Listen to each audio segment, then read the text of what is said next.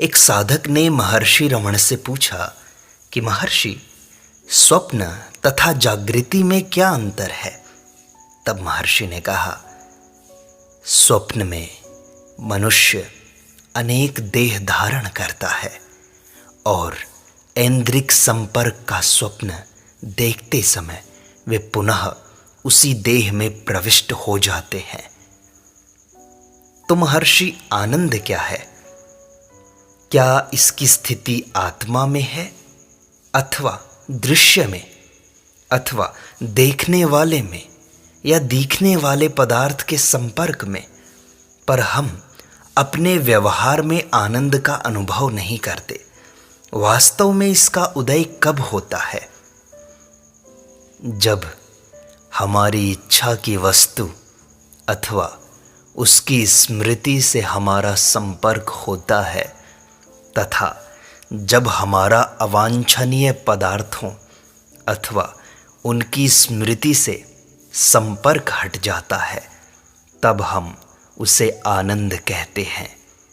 यह आनंद केवल सापेक्ष है तथा इसे हर्ष कहना ही अधिक उपयुक्त होगा, आनंद नहीं। परंतु मनुष्य पूर्ण तथा स्थायी आनंद चाहता है। यह आनंद पदार्थों में नहीं है अपितु परब्रह्म में है। इसी का नाम परम शांति है तथा यह अवस्था दुख और सुख दोनों से परे है। यह एक निरपेक्ष स्थिति है। तो महर्षि, हमारा स्वरूप आनंद कैसे है? पूर्ण आनंद ही ब्रह्म है। पूर्ण शांति आत्मा की है। उसी की एकमात्र सत्ता है तथा वह चेतन है। तत्वज्ञान अथवा भक्ति मार्ग से भी यही निष्कर्ष निकलता है। प्रभु से हम परम आनंद की याचना करते हैं और उनके अनुग्रह से उसे प्राप्त करते हैं। परम आनंद का देने वाला स्वयं भी तो परम आनंद ही होगा तथा अनंत भी।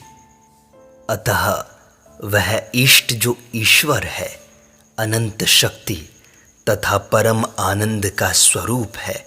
ब्रह्म पूर्ण, अव्यक्त एवं अनंत है। जो ईश्वर से अपना निज आनंद प्राप्त करना चाहते हैं, आध्यात्मिक दृष्टि से वे स्वतः ही आनंद स्वरूप हैं। जीव विज्ञान की दृष्टि से जीव आनंद की प्राप्ति के लिए ही सब शारीरिक क्रियाएं करता है। सुख ही हमारी उन्नति में सहायक है। भोजन, व्यायाम, विश्राम, समूह में रहने की इच्छाएं, सुख का मनोविज्ञान इस प्रकार है। हमारा वास्तविक स्वरूप है पूर्ण आनंद। इस कल्पना को मानकर चलिए। पूर्ण ब्रह्म का ईश्वर तथा माया व प्रकृति में विघटित होना ही सृष्टि है। माया के दो भाग हैं, परा जो आधार तत्व है तथा अपरा जिसमें पंच तत्व तथा मन, बुद्धि एवं अहंकार ये 8 तत्व आते हैं। अहम की पूर्णता सहसा तब भंग होती है जब किसी वस्तु का अभाव प्रतीत होता है तथा किसी वस्तु की इच्छा अथवा कुछ कार्य करने की कामना उत्पन्न होती है। उस इच्छा की संतुष्टि होने के बाद उस अभाव की पूर्ति होने से, अहम के प्रसन्न हो जाने से मूल पूर्णता पुनः अपने स्वरूप में आ जाती है। इसलिए आनंद हमारी स्वाभाविक स्थिति अथवा स्वभाव कहा गया है। सुख दुख सापेक्ष होने से हमारी सीमित स्थिति के परिचायक हैं तथा इस स्थिति में हमारी इच्छा की पूर्ति प्रगति की द्योतक है। यदि सापेक्ष प्रगति रोकी जा सके तथा जीव आत्मा ब्रह्म में लीन हो जाए, जिसका स्वभाव पूर्ण शांति है, तो वह जीव आत्मा पूर्ण शांति आनंद की प्राप्ति कर सापेक्ष एवं अस्थाई सुख दुख से मुक्त हो जाती है। इसलिए आत्म साक्षात्कार परिपूर्ण आनंद ही है।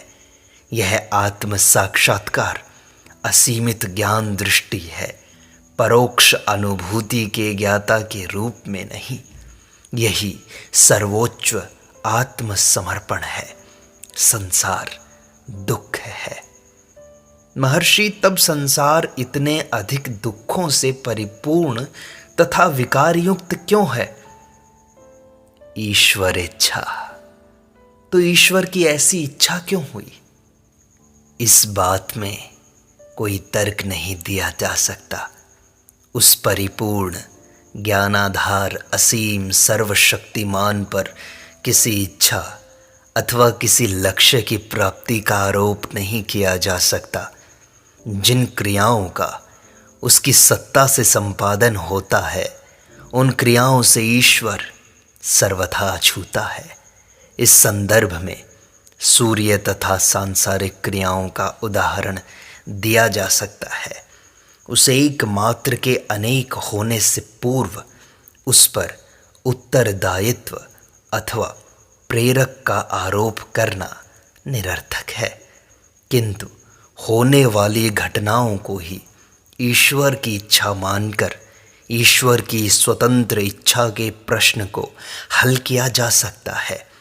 यदि कष्टदायक तथा असंतोषजनक घटनाओं के होने से अथवा किए गए अथवा न किए गए कार्यों से मन उद्विग्न हो जाए, तो अपने उत्तरदायित्व तथा स्वतंत्र संकल्प का भाव त्याग कर स्वयं को पूर्ण ज्ञानाधार एवं सर्वशक्तिमान के हाथों में यंत्र मात्र मानकर उसकी इच्छानुसार कार्य किया जाए एवं दुख भोगा जाए। यही बुद्धिमानी होगी। सारे भार को वह वहन करता है तथा हमें शांति प्रदान करता है। महर्षि, क्या सद असद विवेक से हम उस अविनाशी परब्रह्म का साक्षात्कार कर सकते हैं?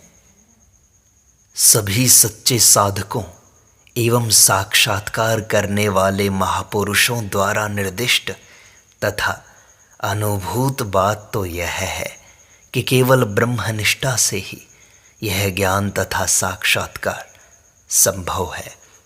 यह ज्ञान तो हम में है तथा हमारा है, अतः जितना भी विवेचन हो वह हमें केवल एक कदम ही आगे बढ़ा सकता है, जिससे हमें विरक्ति पैदा हो तथा हम आभास को भ्रम मात्र मानने लगे, पर अंततो गत्वा हमें परम लक्ष्य की प्राप्ति उस शाश्वत सत्य को दृढ़ता पूर्वक पकड़ने से ही होगी। महर्षि, ऐसा कहा जाता है कि मन की निश्चलता प्राप्त करने के लिए ईश्वरीय कृपा आवश्यक है। क्या यह ठीक है? हम ईश्वर हैं। ईश्वर दृष्टि स्वयं ईश्वरीय कृपा ही है। इस प्रकार हमें ईश्वर की कृपा प्राप्त करने के लिए दैव कृपा की आवश्यकता है। क्या ईश्वर अनुग्रह ईश्वर कृपा से भिन्न है? क्या ऐसा है? ईश्वर स्मरण भी ईश्वर अनुग्रह ही है। उसका स्वभाव ही प्रसाद रूप है। ईश्वर की कृपा से तुम ईश्वर स्मरण करते हो। क्या गुरु कृपा ईश्वरीय कृपा का परिणाम नहीं?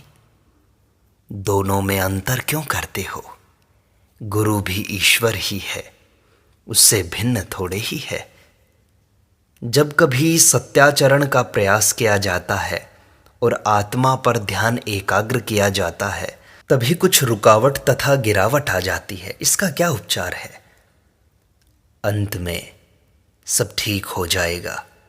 तुम्हारे दृढ़ संकल्पों की प्रेरणा प्रत्येक असफलता अथवा पतन के बाद तुमको फिर उठ खड़ा होने की क्षमता प्रदान करेगी। धीरे धीरे सारी बाधाएं पराजित हो जाती हैं एवं तुम्हारी प्रवृत्ति शक्तिशाली हो जाती है। अंत में सब ठीक हो जाता है। स्थिर एवं दृढ़ निश्चय ही इसका उपाय है। महर्षि, क्या देवता, ईश्वर तथा विष्णु आदि या इनके पवित्र धाम जैसे कैलाश, वैकुंठ वास्तविक हैं? उतने ही वास्तविक जितने कि तुम इस शरीर में हो। क्या वे भी मेरे शरीर की तरह ही सशरीर हैं अथवा वे खरगोश के सींग की तरह कल्पित हैं? उनकी स्थिति वास्तविक है। यदि ऐसा है तो वे कहीं अवश्य ही होंगे। वे कहाँ हैं? जिन व्यक्तियों ने उनके दर्शन किए हैं वे कहते हैं कि वे कहीं पर स्थित हैं। हमें उनके कथन पर विश्वास करना चाहिए। वे कहाँ बताते हैं? हमारे स्वयं के अंदर। तब तो केवल काल्पनिक सृष्टि हुए जिन्हें मैं निर्माण कर सकता हूँ, नियंत्रित कर सकता हूँ। प्रत्येक वस्तु इसी प्रकार तो है, किंतु मैं काल्पनिक सृष्टि भी कर सकता हूँ, जैसे खरगोश के सींग अथवा आंशिक सत्य जैसे मृगजल। जबकि कुछ ऐसे तथ्य भी हैं जो मेरी कल्पना में नहीं हैं।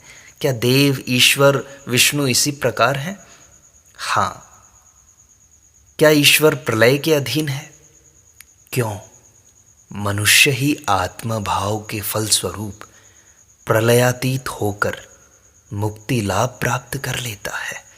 ईश्वर तो अनंत बुद्धि व क्षमता वाला है। वह ईश्वर प्रलय रहित क्यों न होगा? क्या देव तथा पिशाच भी इसी प्रकार होते हैं? हाँ।